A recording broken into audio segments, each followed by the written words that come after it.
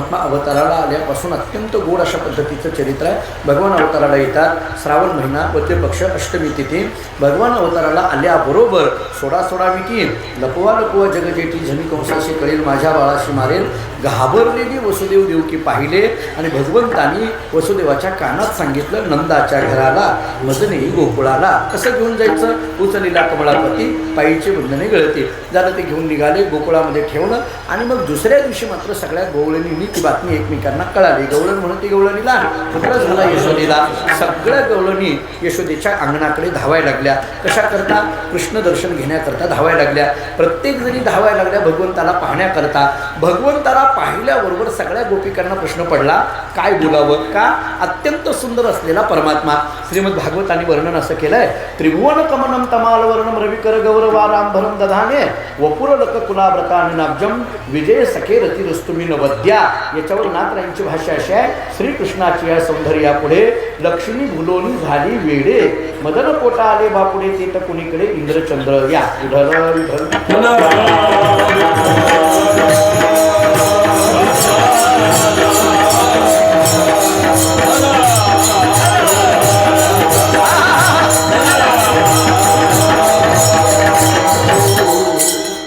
शब्द आहेत. राजस सुकुमार मदनाचा पुतळा रवी शशिकाळा लोपलिया. अत्यंत सुंदर असलेला परमात्मा सगळ्या गोपिकांनी डोळे भरून पाहिला. पाहून पाहून तृप्त झाले. आणि मग एक एक एक एक काही ना काहीतरी संकट सुरू झाली. काय काय सुरू झालं? की पुतळा मावशी आली, तो महाबळवट्ट आला वगैरे वगैरे. रोज एक एक एक एक संकट येऊ लागली. काय करावं कळेना. पण सगळी संकट जरी येत असली तरी त्या सगळ्या संकटांना परतावून लावण्याचं सामर्थ्य मात्र भगवंतामध्ये. भगवंताची या विठ्ठल विठ्ठल.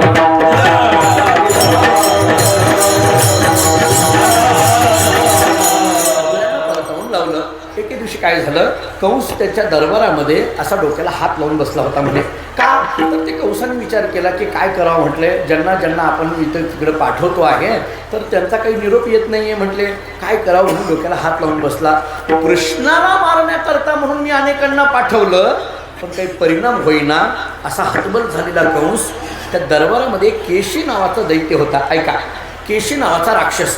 त्या केशी नावाच्या राक्षसाने सांगितलं, कंसा काही काळजी करू नको. म्हटले काही काळजी करू नको, मी जातो गोकुळामध्ये आणि त्या कृष्णाचा बंदोबस्त करून येतो. म्हटलं मी जातो, त्याला मारूनच येतो. कंसाने सांगितलं, असं म्हणूनच पहिली गेली. ते मागे नाही का काय चाललंय म्हणून बघायला गेली, मंत्रिपदाची शपथ घेऊन आली. तशा घोळ झालेले सगळे. ते म्हटले तसं नको म्हणून. म्हटले की असं जी जी गेली ती तिकडेच बसली. म्हटले इकडे कोणीच येईल का माघारी. म्हटले काय? म्हटले तू असं बोलू नको. नाही नाही म्हटले मी करतो व्यवस्था. काय व्यवस्था करणार? करतो बरोबर. केशी नावाच्या दैत्यांनी एका घोड्याचं रूप घेतलं असं सांगितलं जातं. आणि तो घोडा गोकुळामध्ये येऊन नाचायला लागला.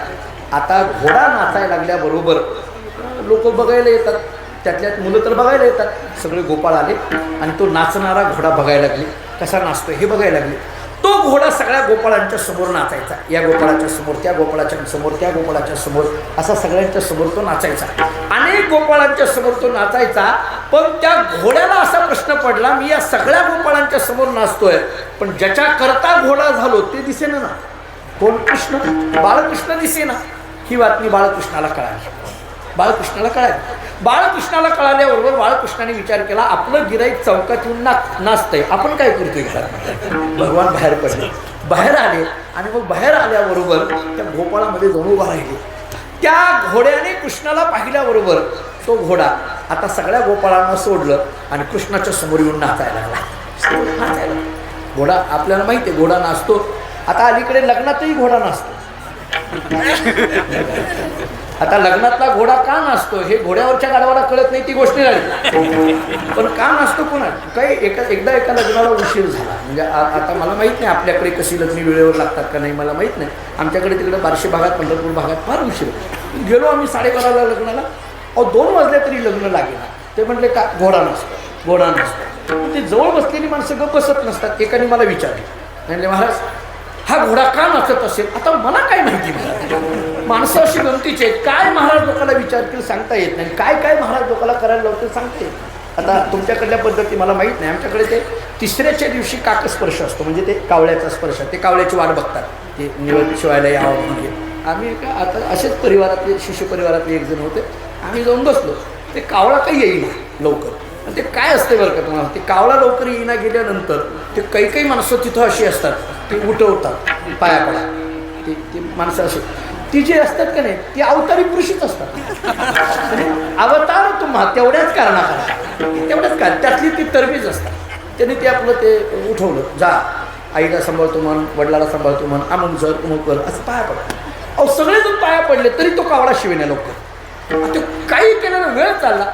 त्यामधल्या माणसाने एकाने मला सांगितलं, महाराज उठा तुम्ही पाय. अरे माझा काही संबंध आहे, काय सांगावं कशाचं काय काय कळत नाही. कधी कधी मला तर असं वाटतं सार्वजनिक कामात आम्ही जावं का न जावं.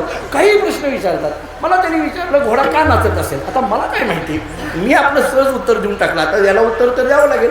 मी म्हटलं तो घोडा याच्याकरता नाचत असेल, घोडा त्या नवरदेवाला सांगत असेल लग्न झाल्यावर असंच नाचायचं आहे, बघून घे म्हटलं. बाकी काय उत्तर देणार. झालं, भगवंताच्या समोर तो घोडा नाचायला लागला. बाकीच्या गोपाळांनी विचारलं, कृष्णा तू जोपर्यंत येत नव्हता तोपर्यंत हा घोडा आमच्या सगळ्यांच्या जवळ नाचायचा. तू आल्यापासून मात्र सारखं तुझ्या जवळ चाललाय. तुझी या घोड्याची ओळख आहे का रे पूर्वीची. गोपाळांनी कृष्णाला विचारलं. आता ते भगवान चतुरात शिरोमणी भगवंतांनी सांगितलं ओळख वगैरे काही नाही, ज्याचं मरण जवळ येतं ती माझ्याजवळ येतात, बाकी काही नाही. भगवान होते महाराज. झालं, भगवंतांनी ती शेपटी ओढली, तो घोडा बितरला, अंगावर लाथा मारायला लागला. भगवान एका दगडावर जाऊन उभारले आणि तो घोडा अशी लाथ मारणार. भगवंतांनी त्याच्या जवड्यामध्ये हात घातला, मूठ वाढवायला सुरुवात केली आणि तो घोडा जागेवर मेला. केशी नावाचा दैत्य जागेवर मेला. देवर्षी नारद मुनी प्रगट होतात, बाळकृष्णाला म्हणतात, बाळकृष्णा केशी नावाच्या दैत्याला मारलं ना, आजपासून जगातली लोक तुला केशव या नावाने हात मारतील. अशा बाललीला अनेक पद्धतीच्या सुरू झाल्या. भगवान थोडे मोठे झाले, घराच्या बाहेर पडले, काही मित्रांना गोळा केलं, पिंड्या सुदाम्या वरज्या वाकड्या बोबड्या, आणि त्या सगळ्यांना सांगितलं एक काम करा, याल तरी यारे लागे.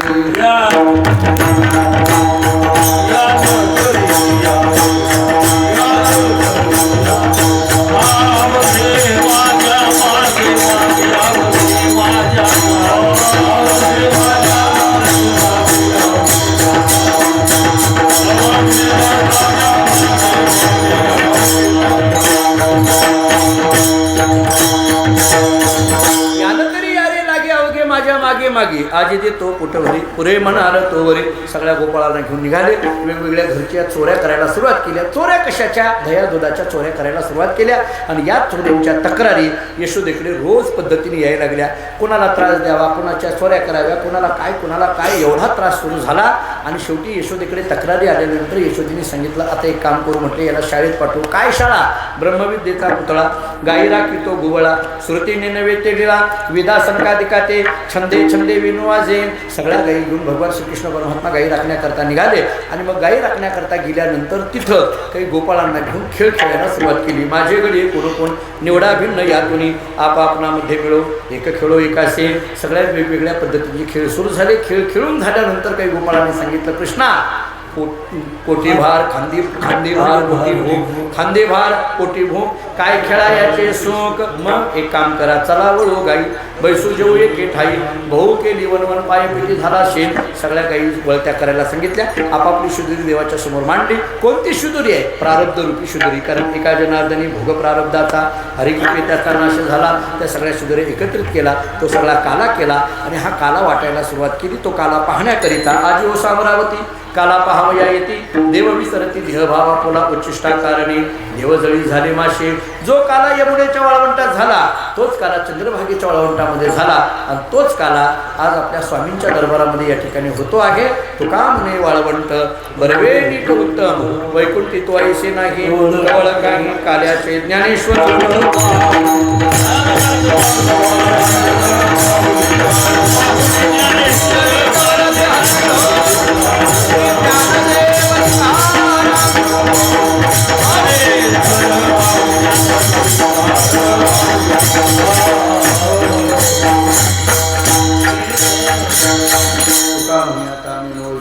नाही देखील ते मिळे भोग सुखाचे सोहळे. असो झालेली सेवा पांडुरंगाच्या चरणी, ज्ञानेश्वर तुकाराम महाराजांच्या चरणी.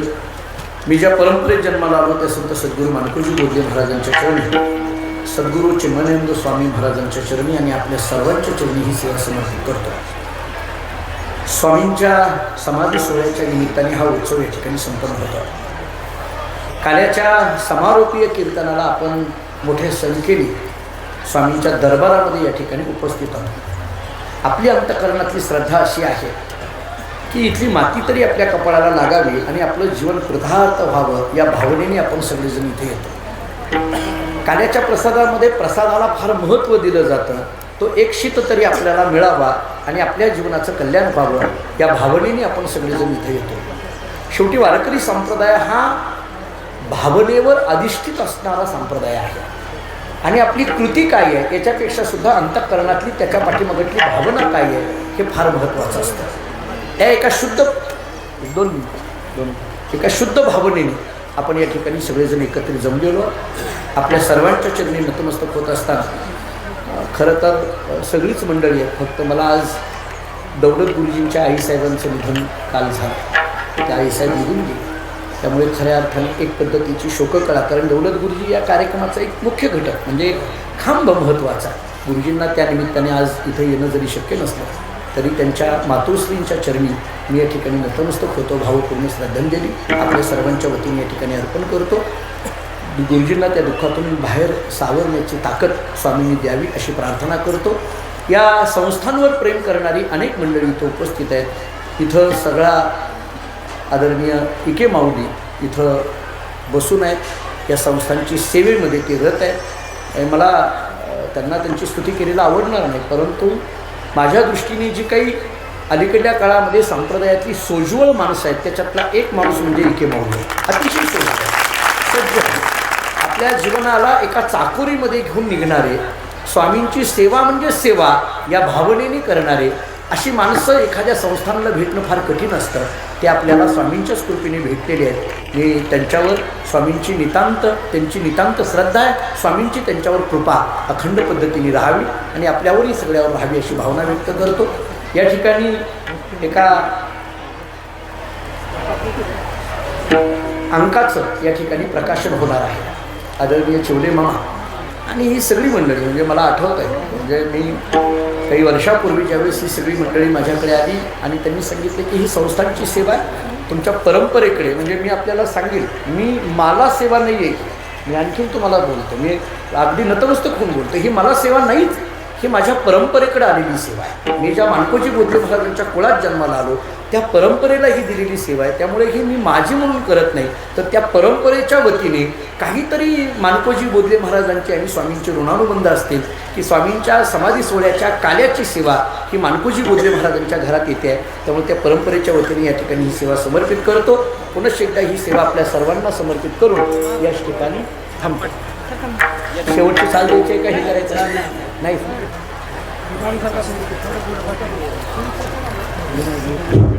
माझा आवाज थोडा बसलेला पण फार वेळ तुमच्यामध्ये घ्यायचा नाही.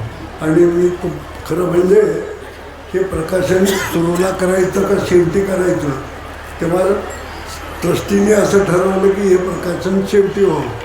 काय होतं आहे, प्रकाशन झालं की सर्व अन्न देताना वाटतंय की हे प्रकाशनाचं अंक स्मरणिका आपल्याला ताबडतोब मिळालं. तर आम्ही ट्रस्टीने असा निर्णय घेतला की अन्नदात्यांनी देणग्या इथं येऊन दिल्या, काही आम्ही त्यांच्याकडे घेऊन जाऊन घेतल्या, पण हा अंक स्मरणिकाचा जो आहे हा आपल्या घरी पावती करण्याचा निर्णय आम्ही घेतलेला आहे. फक्त प्रकाशन इथं महाराज करणार आहेत, तेव्हा कोणीही ते अंक द्या ऑफिसमध्ये जाऊन गडबड करू नका. आपल्याला घरपोच हा अंक मिळणार आहे याची नोंद घ्या आणि महाराजाला विनंती करतो की याचं प्रकाशन त्यांनी करावं.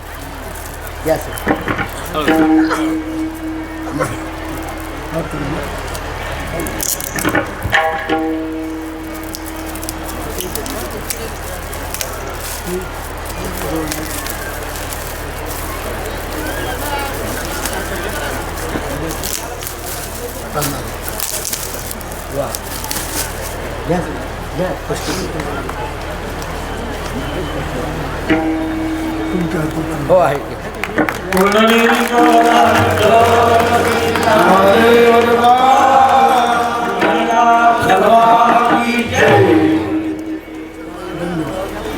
विठ्ठल